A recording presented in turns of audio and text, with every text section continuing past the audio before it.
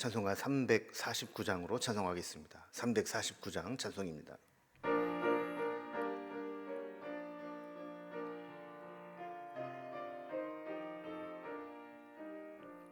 나는 예수 따라가는 십자가 군사라. 주 이름 증언하기를 왜 주저하리요. 다른 군사 피 흘리며 나가서 싸울 때 나 혼자 편히 앉아서 바라만 보리요. 다른 사람 어찌든지 나 주님의 용사 되리. 나는 주의 군사 되어 충성을 맹세하여 내가 승리하기까지 주 내로 싸우리. 주님의 용사 된 내게 주의 일 맡기소서. 큰 싸움은 시작되어 용사를 부른다. 일어나 전쟁 마당에 다 어서 나가자.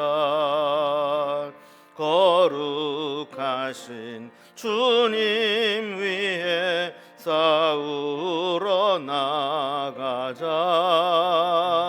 주님의 권능 힘입어 다 이길 때까지.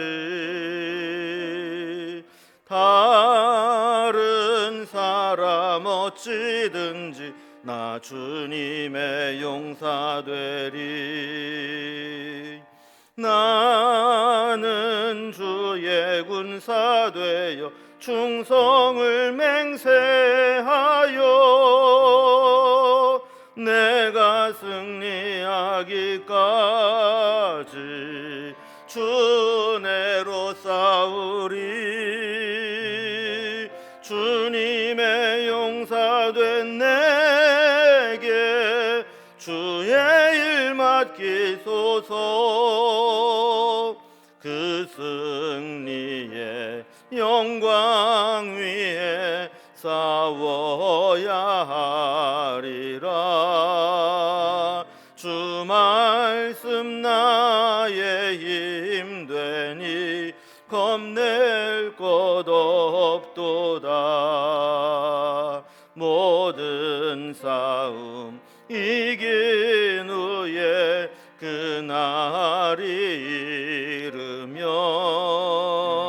승전가 높이 부르며 큰 영광 누리리. 다른 사람 어찌든지 나 주님의 용사 되리. 나는 주의 군사 되어 충성을 맹세하여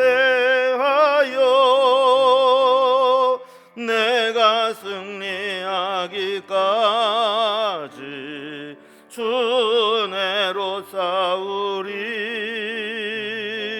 주님의 용사 된 내게 주의 일 맡기소서.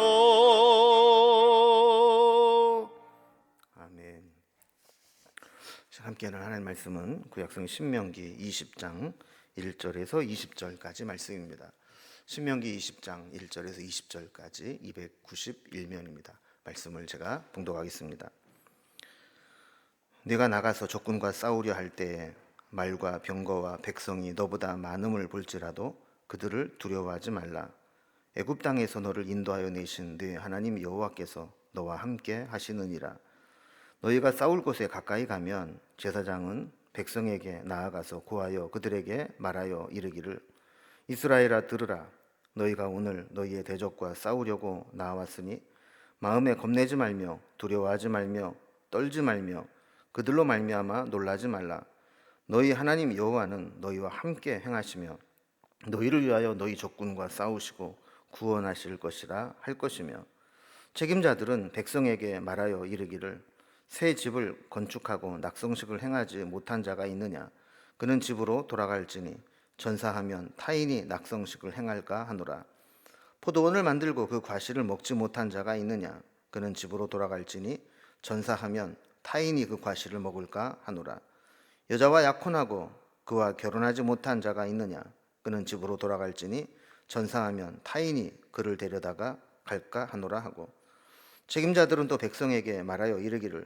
두려워서 마음이 허약한 자가 있느냐 그는 집으로 돌아갈지니 그의 형제들의 마음도 그의 마음과 같이 낙심될까 하노라 하고 백성에게 이르기를 마친 후에 군대의 지휘관들을 세워 무리를 거느리게 할지니라 네가 어떤 성읍으로 나아가서 치료할 때에는 그 성읍에 먼저 화평을 선언하라 그 성읍이 만일 화평하기로 화답하고 너를 향하여 성문을 열거든 그 모든 주민들에게 네게 조공을 바치고 너를 섬기게 할 것이요 만일 너와 화평하기를 거부하고 너를 대적하여 싸우려 하거든 너는 그 성읍을 애워쌀 것이며 네 하나님 여호와께서 그 성읍을 네 손에 넘기시거든 너는 칼날로 그 안에 남은 자를 다 쳐 죽이고 너는 오직 여자들과 유아들과 가축들과 성읍 가운데 있는 모든 것들을 너를 위하여 탈취물로 삼을 것이며 너는 네 하나님 여호와께서 내게 주신 적군에게서 빼앗은 것을 먹을지니라 네가 네게서 멀리 떠난 성읍들 곧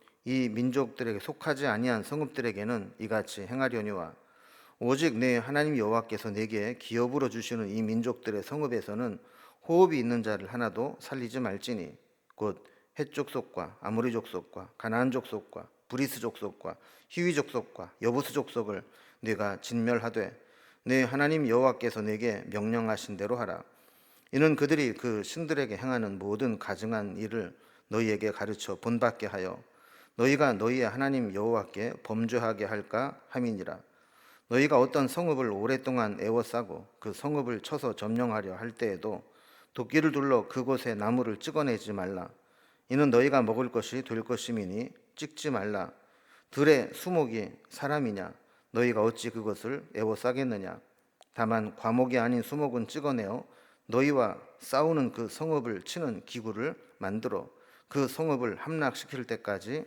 쓸지니라. 아멘. 우리가 일반적으로는 싸움을 하거나 전쟁을 하는 것을 원치 않습니다. 특별히 하나님의 백성들은 평화를 사랑하기 때문에 다투고 전쟁하는 것을 싫어하죠. 그러나 힘 있는 자들끼리 욕심으로 가득 채워지게 될 때 무력으로라도 남의 것을 빼앗아 자기 것으로 삼으려고 하기 때문에 필연코 이 세상에는 싸움과 전쟁이 일어나기 마련입니다. 문제는 이렇게 여러 이유로 우리가 하기 싫어도 어쩔 수 없이 전쟁에 휘말리게 되고 참전해야 될 때가 있습니다. 이스라엘 백성들이 가나안 땅에 들어가게 되면 제일 먼저 해야 되는 것이 전쟁입니다. 이 전쟁은 인간의 탐욕을 채우기 위한 약탈 전쟁이 아닙니다. 하나님께서 이스라엘 백성들에게 명하신 전쟁은 두 가지 의미가 있는데 하나는 회복 불능의 상태로 타락하게 된 이방 민족에 대한 하나님의 심판의 의미가 있습니다.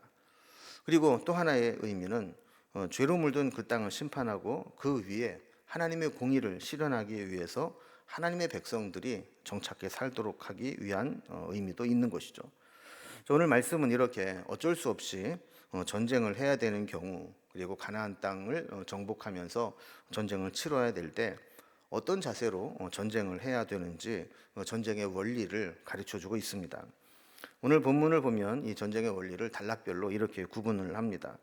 먼저 1절에서 9절까지는 전쟁은 하나님이 함께 하시는 것임을 분명히 한 후에 이 전쟁에서 징병에서 면제되는 자들을 정해서 도움이 안 되는 자들은 돌아가도록 전쟁에 면제되도록 하는 규정을 두고 있습니다. 또 10절에서 15절까지는 무조건 약탈하고 무력을 행사하는 것이 아니라 먼저는 화평을 전하고 그 화평을 수용하는 성읍에 대해서는 이렇게 하라 하는 규정을 둡니다. 그러나 16절에서 20절까지에 보면 가나안 족속에 대해서는 그 땅은 워낙 회복불능의 상태로 타락했기 때문에 그들과는 화친을 맺지 말고 무조건 진멸해야 된다라는 규정을 둡니다. 그리고 전쟁을 치르는 과정에서 수목을 함부로 훼손하지 못하도록 금지하는 규정이 나오게 됩니다. 그럼 이제 단락별로 좀 살펴봅니다. 먼저 첫 번째 단락은 전쟁은 하나님이 함께 하시는 전쟁이다라는 것을 강조하면서 그럼에도 불구하고 전쟁에 나아갈 때 전쟁에 불필요한 자들은 징병에서 면제하라 하는 규정까지도 주고 있습니다. 전쟁은 하나님께 속한 것입니다. 그래서 부득불 전쟁을 해야 되고 하나님 명하신 전쟁이라면 담대히 싸워서 이겨야 되죠. 1절에 보면 적들의 말과 병거와 군사가 아무리 많아도 그 많음으로 인해서 두려워하지 말라고 말씀합니다. 왜냐하면 그들과 함께하고 돕는 하나님은 애굽 땅에서 그들 인도하여 내신 하나님이기 때문이라는 겁니다. 그래서 2절에 보면 이제 출정을 해서 전쟁터에 가까이 가게 되면 싸움을 하기 전에 대제사장이 하나님의 전쟁을 선포하게 했습니다. 그 내용은 3절에 있는 것과 같이 우리가 대적과 싸우러 왔으니 마음에 겁내지 말고 두려워하지 말고 떨지 말고 놀라지 말라. 이렇게 마음을 굳건히 하도록 말씀을 한 거죠. 4절에 보면 다시 한번 이 전쟁의 성격을 규정합니다. 전쟁은 하나님께 속한 것이고 그 하나님이 이스라엘 백성을 위해 싸우시고 구원하실 것이라면 두려워하지 말고 믿음으로 전쟁을 수행해야 된다는 겁니다. 그런데 5절부터 보면 아무리 이 전쟁이 하나님께서 명하신 전쟁이라 할지라도 전쟁에 참여하는 백성들의 형편과 처지가 다를 수 있습니다. 그래서 전쟁에 징집되지 않을 수 있는 그런 면제 대상자들을 정해 주십니다. 예를 들면 5절에 새 집을 건축하고 낙성식을 행하지 못한 자, 그러니까 고생해서 집을 졌는데 한 번도 그 집에 살아보지 못한 사람이 전쟁에 나갔다가 행여라도 죽게 되면 그 수고한 집을 다른 사람이 낙성식을 행하고 차지하고 살게 되기 때문이라는 것이죠.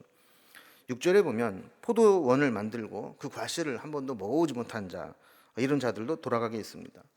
보통 유실수는 나무를 심고 그 해에 바로 열매를 맺는 게 아니라 몇 년 지나야 열매를 따게 되는데 그나마도 첫 해에 나오는 것들을 하나님께 바치고 나면 열매를 심고 포도원을 가꾸고 애를 썼는데 결국 전쟁에 나가서 죽게 되면 그 수고한 것을 먹지 못하기 때문에 이 사람도 첫 열매를 먹을 때까지는 징집을 연기해 준 겁니다. 7절에 보면 약혼을 하고 결혼하지 못한 자도 집으로 돌아가게 했습니다. 신명기 34장에도 또 나오겠지만 그때 보면 이제 결혼한 후에 첫 1년 동안은 군 입대를 유보해 주면서 취한 아내를 즐겁게 하도록 했죠. 자, 그 외에도 8절에 보면 마음에 두려움이 있고 또 겁을 내는 자도 돌려보내라 그랬습니다. 그래서 겁은 천성적으로 겁이 많은 그런 사람을 이야기하는 게 아니라 불신앙의 이유로 인해서 적군의 위세에 겁을 먹은 자들을 이야기하는 겁니다. 이런 사람들은 막상 전쟁이 벌어지고 조금만 힘들어지면 자기만 살겠다고 도망을 가거나 다른 사람의 사기를 떨어뜨릴 수 있기 때문에 그렇습니다. 9절에 보면 이렇게 다 선별한 후에 남은 자들을 데리고 전쟁에 나가도록 하는데 지휘관들을 세워서 정예병들을 데리고 전쟁에 임하게 한 겁니다. 하나님은 이렇게 무조건적인 희생과 또 강요를 통해서 믿음 없는 자까지 억지로 전쟁터에 몰아넣지 않으십니다. 그런 사람들이 없어도 하나님은 부족함을 채우실 수 있는 분이기 때문에 그렇습니다. 하나님께서는 전쟁을 이기게 하실 능력이 있기 때문에 전쟁에 나갈 수 있는 사람, 준비된 사람만 전쟁에 나가게 하신 것이죠. 자, 두 번째 이제 전쟁을 시행을 하게 될 때 먼저 화평을 전하고 화평을 수용한 자들에 대해서 어떻게 할 것인가 하는 규정입니다. 자, 가나안 땅에 들어가면 필요한 전쟁을 해야 됐다고 그랬죠. 그런데 이 전쟁에는 순서가 있습니다.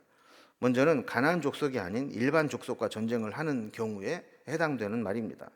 10절에 보면 내가 어떤 성읍으로 나아가서 치료할 때에는 그 성읍에 먼저 화평을 선언하라 그랬습니다.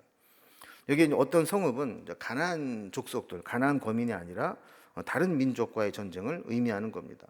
그래서 15절에 이걸 이렇게 부연 설명을 해놨는데, 내게서 멀리 떠난 성읍들, 곧 이 민족에게는 속하지 않은 성읍들에게는 이같이 행하려니와 그랬습니다. 그러니까 이 말은 이제 그 가나안 땅에 살고 있는 가나안 거민이 아닌 멀리 있는 다른 민족과 혹시 전쟁을 하게 되는 경우에는 그렇게 먼저 화평을 선언하고 전쟁을 치르지 않고 항복을 요구할 수 있다라는 겁니다.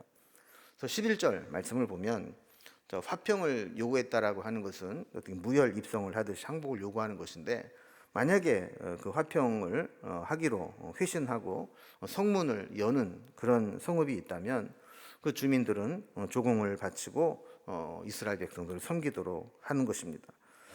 그 선전포고하기 전에 먼저 평화적으로 항복을 받아내라 하는 것이죠. 그래서 무조건 하나님이 정복하라고 했다고 해서 막 약탈하고 침략하고 또 회파하고 이런 것이 아니라 먼저 평화적인 항복을 받아내고, 만약에 거절하고 싸우겠다 하면 그때는 12절 말씀처럼 그 성읍을 에워싸고 남자들은 죽이고 여자들과 아이들과 가축들과 나머지 물건들은 탈취물로 삼으라 그랬습니다. 단 이것은 하나님이 허락하신 전쟁에 한해서입니다.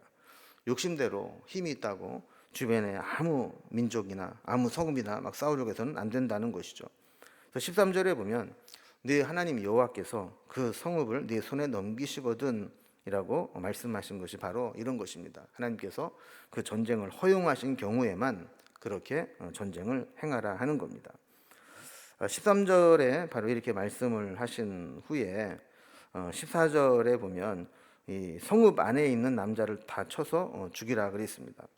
여기에 남자는 하나님을 대적해서 전쟁을 할 수 있는 군인들을 의미하는 겁니다.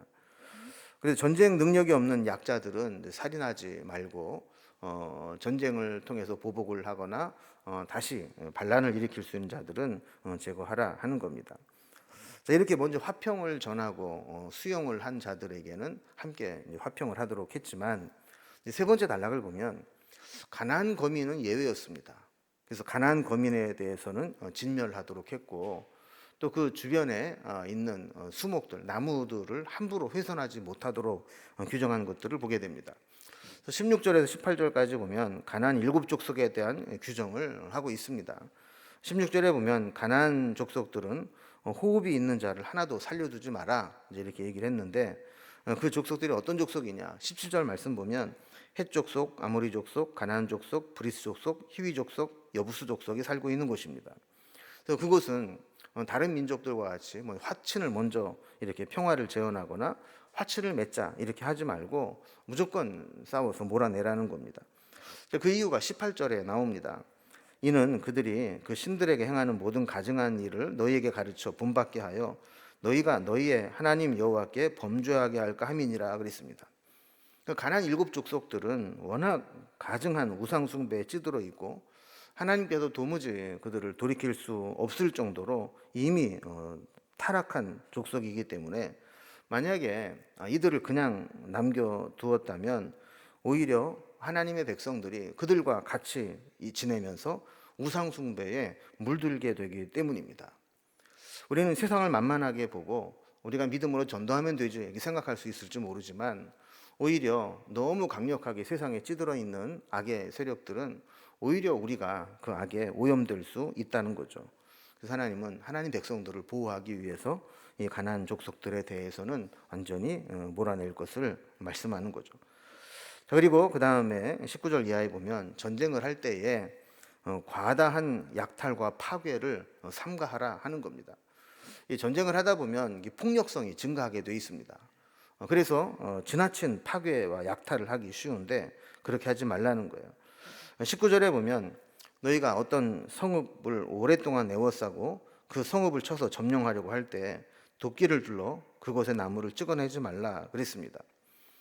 자, 비록 한 성읍을 점령한다 할지라도 지나치게 파괴해서 초토화 작전을 쓰고 나무를 다 찍어버려서 재생불능으로 만들면 안 된다는 겁니다. 왜냐하면 나중에 그 성을 점령하고 나면 그 나무들이 기반이 되어야 되는데 그 나무를 다 없애버리면 나중에 먹을 것이 없어지기 때문에 그렇다는 거죠. 그래서 20절에 보면 과목이 아닌 수목은 찍어서 그 성읍을 치는 기구를 만들어 쓸 수 있다 이렇게 했습니다. 전쟁을 통해서 폭력성이 부각되게 되면 무분별한 파괴를 하기 쉬운데 그것을 금하시는 거죠. 어떤 경우에서든지 우리는 하나님께서 맡겨준 청지기의 사명을 잘 감당해야 됩니다. 그리고 어쩔 수 없이 분쟁이 일어나고 또 전쟁을 해야 될 때는 하나님이 허락하신 전쟁인지 하나님이 원하시는 전쟁인지를 분별하고 하나님이 허락하신 것이라면 담대하게 나아가서 싸워야 되는 것이고 우리의 욕심을 따라서 지나치게 약탈하거나 파괴하거나 해서는 안 된다는 이런 여러 가지 전쟁에 대한 규정을 주십니다. 우리도 세상과 싸우고 악의 세력과 싸워야 됩니다. 그러나 그 대상이 사람이 되었거나 성도가 되었거나 보이는 것이 되어서는 안 됩니다. 우리는 영적으로 분별력을 가지고 내가 싸워야 될 대상이 무엇인가를 분별하고 하나님이 명하신다면 믿음으로 나가야 되는 것이죠. 우리가 선한 싸움을 다 싸우고 달려갈 길을 다 마치고 하나님께서 우리 예비하신 면류관을 받을 때까지 영적 싸움을 승리할 수 있기를 주님의 이름으로 기원합니다. 기도하겠습니다. 하나님 아버지, 이스라엘 백성들이 가나안 땅에 들어가게 되면 가나안 족속과 싸워서 그 땅을 차지해야 되는데 그때 하나님이 허락하신 전쟁이라면 하나님이 함께 하심을 믿고 담대하게 싸워 이길 수 있도록 도와주시옵소서. 또한 전쟁을 하면서 과도한 폭력성으로 약탈과 파괴를 일삼지 않게 하시고 우리에게 준 선한 마음으로 늘 살아갈 수 있도록 인도해 주시옵소서. 오늘도 우리에게 맡겨준 사명 감당하기를 원하고 우리에게 악한 영과 세상과 싸울 때에는 믿음으로 담대하게 이길 수 있는 힘을 허락하여 주시옵소서. 오늘도 하루를 살아가는 동안 주께서 우리를 지키시고 인도해 주시기를 소망하며 예수님의 이름으로 기도드리옵나이다. 아멘.